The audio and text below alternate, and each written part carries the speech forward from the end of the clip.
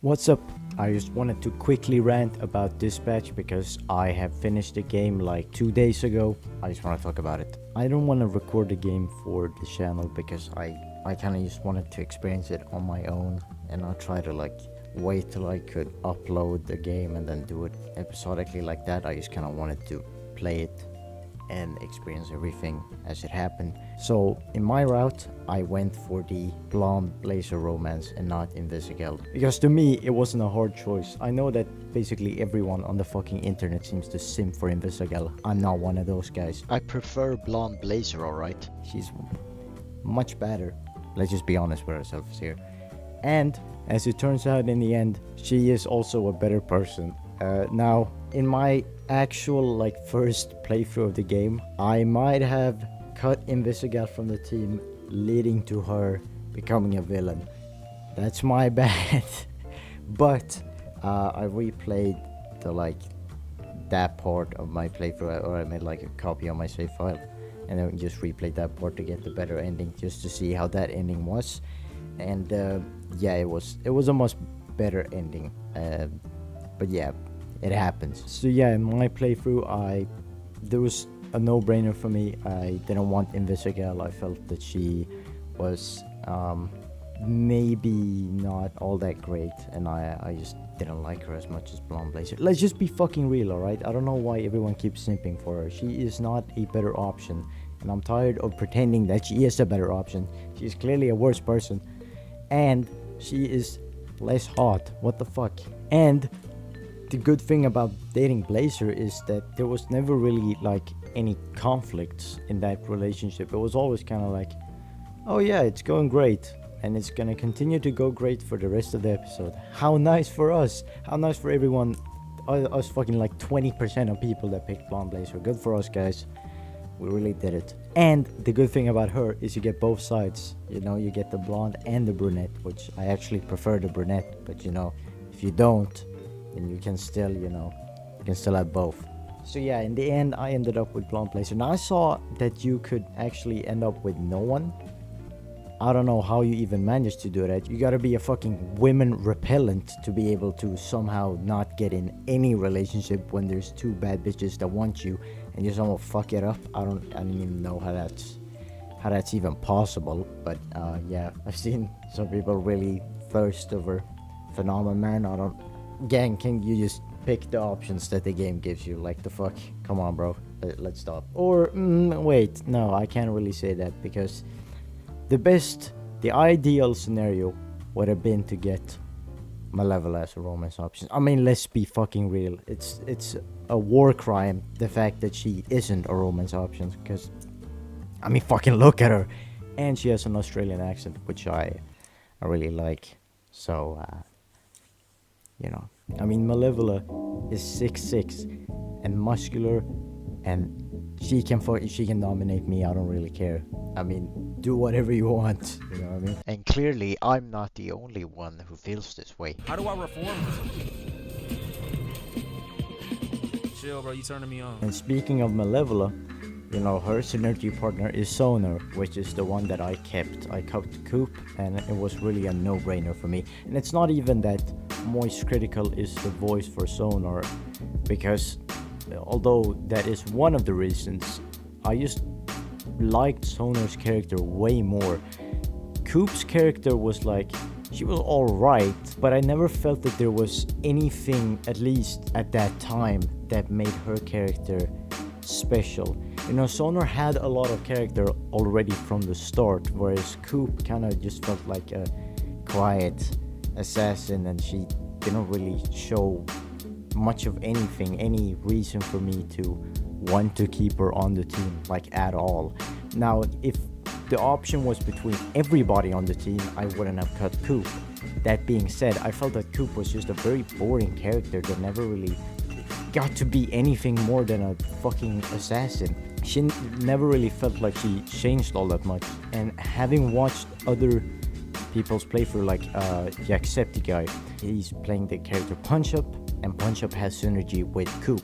So obviously he's gonna go the route where he keeps Coop, which I understand. I don't understand why other people cut Sonar and kept Coop. really don't, but you know, to each their own, I guess. But what I've seen from his playthrough is that it doesn't even seem to be that beneficial keeping Coop on the team. Like, it feels like Coop just kind of still remains the same fucking person at the end. She's like one of the few characters that I didn't really feel any growth from. It's her and Prism really that I felt this way about. I felt that Prism was also like the same person throughout the entirety of the game, and I never really loved Prism. If I would have cut back then, when I didn't know how the characters was gonna develop, I would have probably cut Flambe, as I'm guessing most people would have at that point.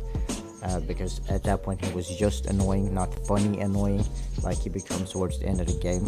Like, if I, by the end of the game, had to cut someone out of the team, I would have probably cut Prism. Because Prism has a lot of character, I just don't like the character that she portrays. And I just didn't find her to be funny nor anything. She was just kind of annoying. I did like the part where she's like, that was a funny part, but that's kind of like the only funny thing she did.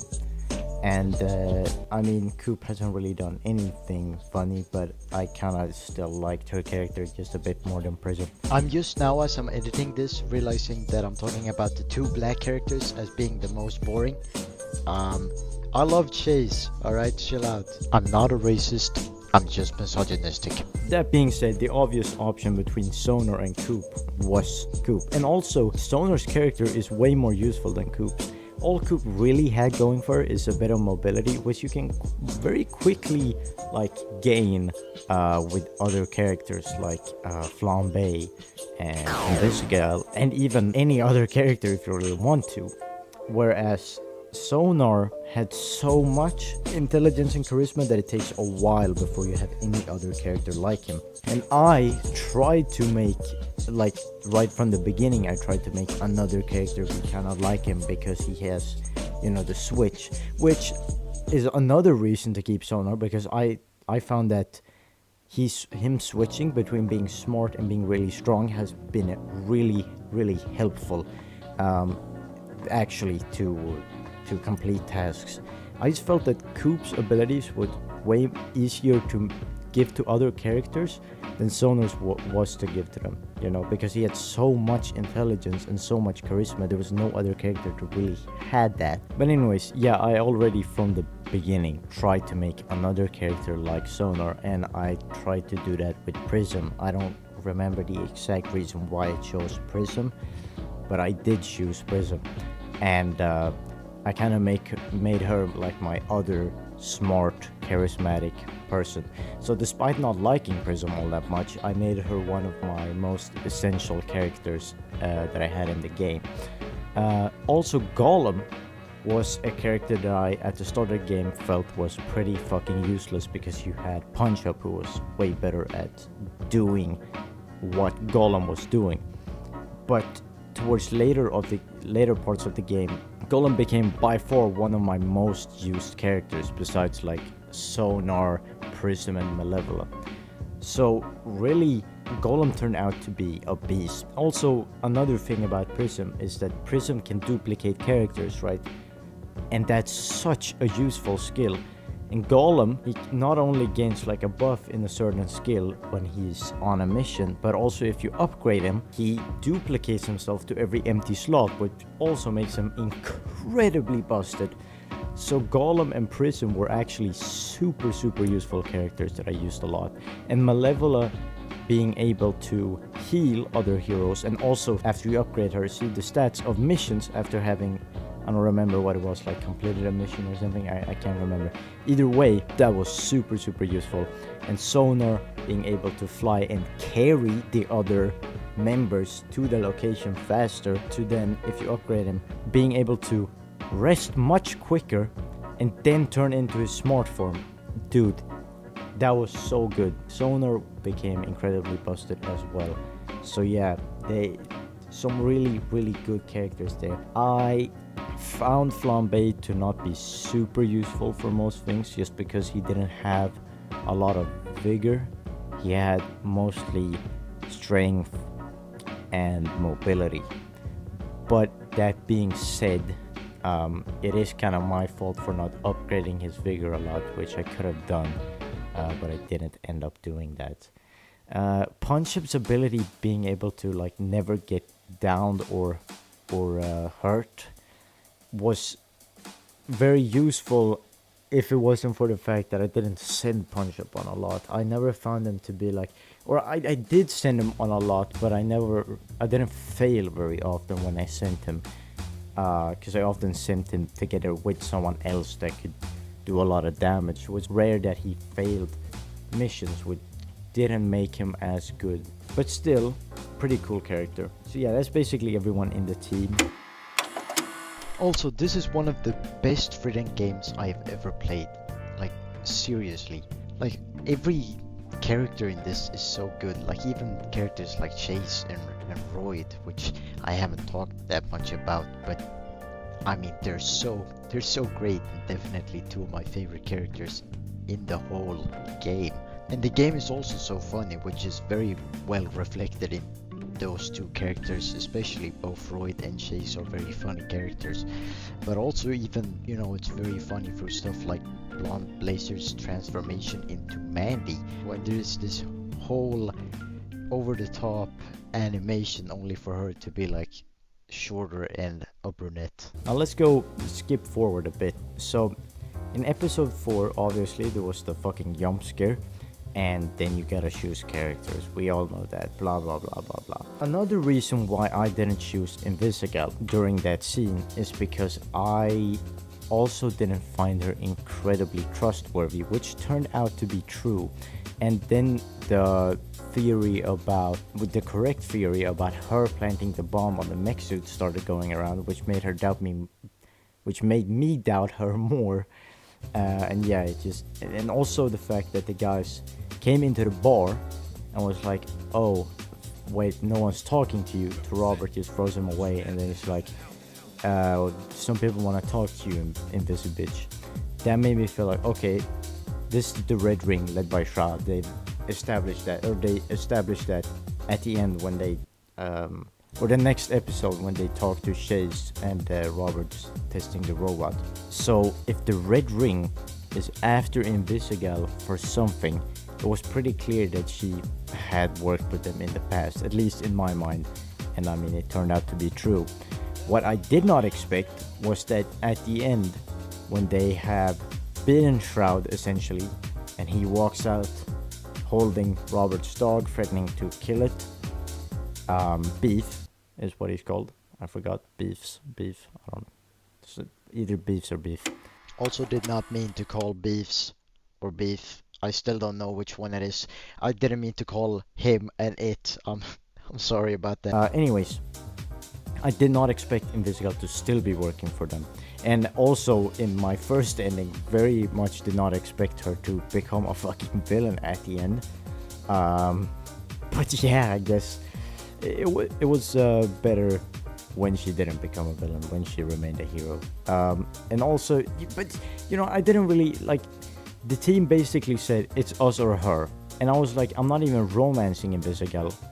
So at this point, I don't really see a reason for me to not say that I'm gonna cut her. And so I did. I didn't know it was gonna lead to her fucking becoming evil. And at first I thought it was also that I didn't say that I forgave her. But turns out I don't think that that's actually a reason, because my friend did defend her and then said the exact same thing as me, that he wasn't sure what to feel about her planning the bomb. And she turned out good, so I guess you don't have to forgive her, which I don't think you should. Like fucking Sims being like, oh, I forgive you. Like, think about it for a second. Imagine you're Robert. There's no way in your fucking mind that you would hear someone, oh yeah, I planted a bomb that almost killed you and stopped you from being able to be a superhero. I planted that on you. And then be like, oh yeah, I forgive you. Like, no, you gotta process that for a while. You're gonna have to think about, do you forgive her? And like, you know, it's not an easy thing to just be like, oh, I forgive you. Like, fucking gooners, man. and I am fucking thirsting for Malevola, and I'm calling you a gooner, then you gotta understand how fucked that is, right? And then afterwards, she tries to like lean in for a kiss, which, by the way, apparently not everyone gets that. I did, somehow, and I didn't feel like I ever insinuated anything other than wanting a friendship with her. But yeah, she just fucking sexually assaulted me. I had to lean out immediately because I'm like, whoa, I need to be with Blonde I need to be with Blonde Blazer, and I'm not gonna do that. So I just had to get the fuck out of there. Also, she really did make a fucking active choice in not wearing a bra in that scene where she shows the augmentation. Like, there was no reason for her to be like tits out. You know, she could have covered a little. I'm just saying. Fucking indecent exposure. Quick HR violation right there. Although I am dating my boss in my playthrough, so maybe I shouldn't say too much. And Malevola did touch me, but to be fair, I wanted that because it's Malevola. I would trade Blonde Blazer for Malevola any day of the week. Alright, you gotta understand that. Mommy. And I really hope they make a sequel to this game, because at the end, you know, you just get to start a relationship. Even if you pick Invisigal, it's like the start of your relationship. That's where it doesn't feel like a whole ending. It feels like the end of the beginning, which Robert kind of says himself if you choose that option, I guess, when Blonde Blazer asks you. It felt like it was a great ending, but it was the great ending to the beginning, and there's a lot more to the story that we haven't seen, like, because it sounds like they are thinking about making a sequel, and I really hope they do, because this game was amazing. What I would hope from that sequel is to see maybe a bit more of Chase and Robert's interactions in the past. We saw a little bit of that, but maybe even more of that. Maybe more of the backstory of the team members. I mean, we get some in the comics, in the deluxe edition, but not like all of them, and also just a very brief backstory. I think it would have been cool to see, you know, more about maybe Blonde Blazer. She never told us how she became a superhero, even though she said that we should remind her about telling us that. She never really said how that came to be. I think it would be cool to see a lot more about Sonar and Malevola, Punch Up and Coop, Flambe, Prism, like, wait, fucking every character, right? Except for Invisigal. We know a lot about Invisigal, but except for Invisigal, see more about the other members of the team. By the way, Coop, I forgave her at the end. I gave her a second chance of joining the team. I think if you don't do that, you're just a fucking asshole. Just like, why wouldn't you? I know that some people didn't have the choice, and like one of my friends, and I think that is if you don't beat Coop during the dispatch section of episode 8. I think if you don't beat her, then you don't get an option to forgive her. But I'm not sure if that's true. But yeah, that was basically, I just wanted to fucking rant about this game because I found it to be so good. Also, Villain Coop and Villain Sonar, I've seen both. Really cool characters, both of them. So I guess if you lock them up, maybe there's a possibility that they'll continue to be villains in the sequel, if there is a sequel, which would be cool to see. But I'd rather have them on the team, you know. Also, I picked Waterboy over Phenomenon. It was kind of like I felt that he was more stable than Phenomenon, and then you could turn Waterboy into a better hero. But from what I've seen, Phenomenon seemed to be a fine option as well. The only thing is, like, he gets depressed after failing a mission, and he is depressed for a long time, which sucks because that's one less hero in your roster. But other than that, he seemed to be pretty good. And Waterboy assigning himself was annoying when you learned about it, but I didn't find it to be all that annoying at the end. And then I upgraded him, got rid of it, and made him so that he heals people instead. And yeah, I just found Waterboy to be a cool character, and he's I mean, I don't remember what the guy's name is who does his voice, but he did a great job as the character. And Waterboy is a cool character. And Phenomenon is a funny character too, but also he kind of tried to bitch you in the beginning, which sucked. But don't worry, I stole his bitch, so you know, can't really bitch me anymore, motherfucker. But yeah, he didn't do it intentionally because he's an alien. Like you get that impression of him, but really he had no idea what the fuck he was doing. Like you can tell from him. Like if you say that you kissed Blonde Blazer in the beginning, you know, when she's like, oh no, it's a mistake, but she kind of wants you anyway. But if you tell him that, then he picks you up and kisses you to see if you're the reason behind the relationship not working. He clearly doesn't actually mean anything. Yeah, he's a cool guy. Yeah, so overall it was a great game, and really my biggest complaint is that Chase didn't die. I feel like it would have been more impactful if he actually died at the end. I still like that he was in the hospital for a bit and all that, but I still think he should have died at the end, although it is nice that Chase will continue to live on for a potential season 2. Anyways, that's it. That's what I wanted to say. I know it's been a while since I uploaded, alright, but I have a lot of videos I'm working on, a lot of scripts. I even have one video that's been kind of just sitting in editing hell for a while, which I'm going to upload at some point.